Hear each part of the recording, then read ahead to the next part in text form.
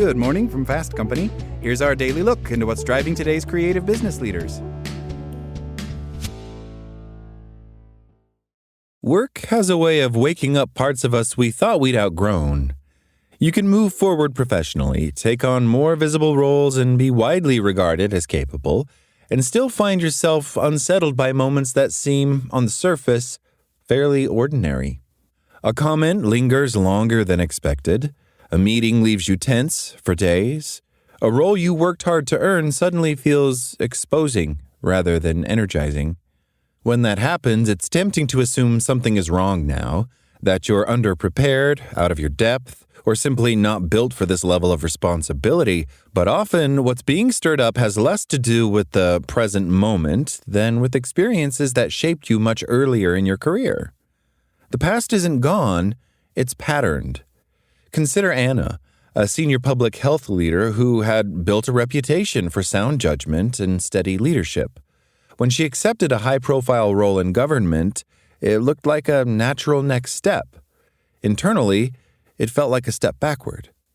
Almost immediately, she began doubting herself in ways that were unfamiliar. She grew anxious before meetings and unusually sensitive to tone and hierarchy.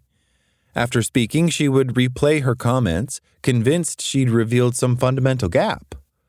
What made this disorienting was that nothing objectively negative was happening. Her colleagues were engaged, her supervisor was supportive, her performance was strong, and yet her body reacted as if the stakes were much higher. Over time, a pattern became clear. Anna had trained in an elite graduate program where intimidation was framed as rigor.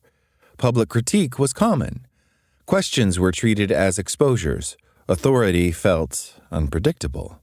At the time, she adapted in ways that made sense. She became meticulously prepared. She learned to anticipate criticism before it arrived. She made herself intellectually airtight. That strategy worked. She succeeded and moved on. Except that some part of her never quite did.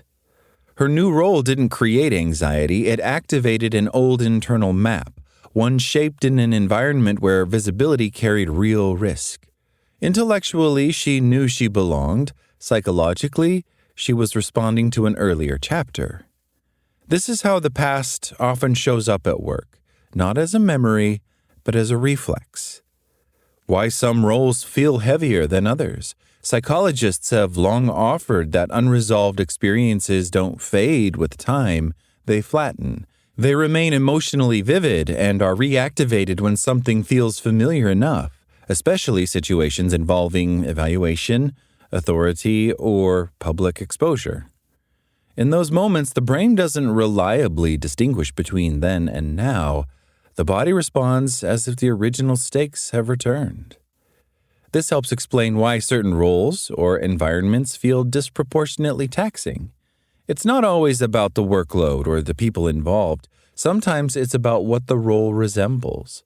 Earlier contexts where the cost of being visible, wrong, or unprepared felt genuinely high. Professional life has a developmental history.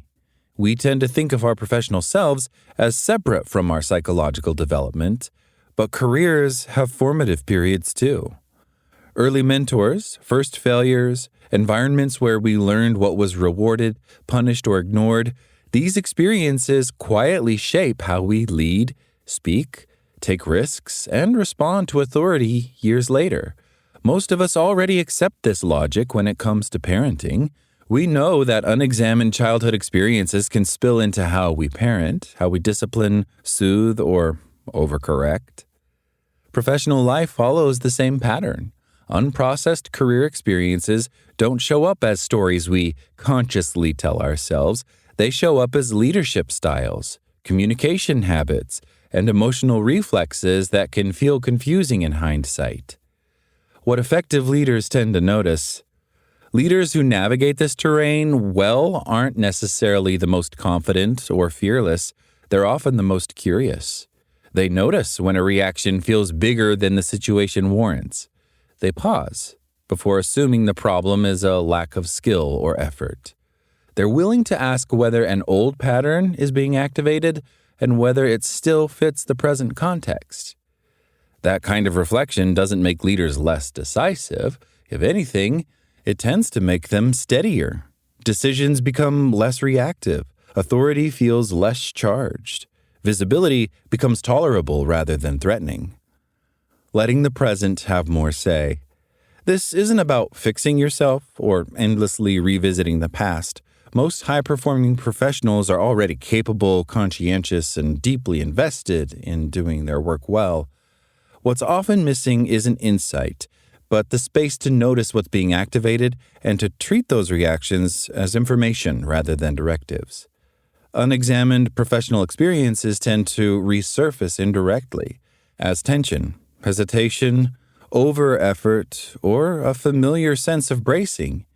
It's easy to mistake those signals for evidence that something is wrong now rather than residue from an earlier context. Over time, what tends to change isn't the absence of discomfort, but how much authority it's given. That's all today from Fast Company. Talk to you tomorrow.